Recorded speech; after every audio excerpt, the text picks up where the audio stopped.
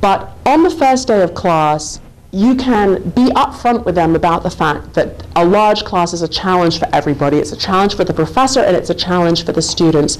And you have some expertise, some native expertise. The students have some native expertise, and you can say to them, you can ask them, how many of you have had a large class before? And half of them will raise their hands. How many of you have never had a large class before? If it's a 100 level class, this may be, and it's a full semester, this may be their first ever large class. They come from their high school where their classes were 45 people, and all of a sudden it's 450 people, and they know nobody. And so you can say, how many of you haven't had a large class before? And someone raised their hands and say, okay, this is a great opportunity for those of you who haven't had a large class to benefit from the expertise of the people who have had a large class.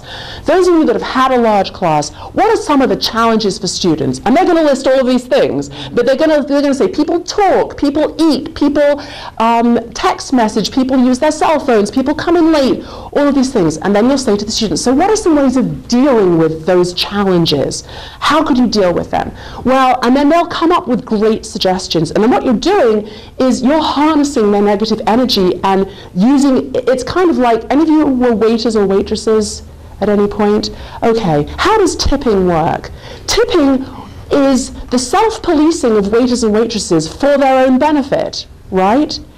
It's for your benefit. If you do a good job waitering or waitressing, you will get tips. And if you don't, then you won't. Similarly with the students, if you harness that energy and have them turn it on themselves, you sort of made it public that we know that this is a problem for everybody. And if I talk, I'm going to be bothering that other person. They've said so. It bothers them too. So you sort of harness that energy, and rather than you saying, you mustn't do this, you mustn't do that, you mustn't do the other, which of course for any normal person is an instant challenge to try and find ways of doing it, you get them to be self-policing, then you have, I think, a higher likelihood of success. And you also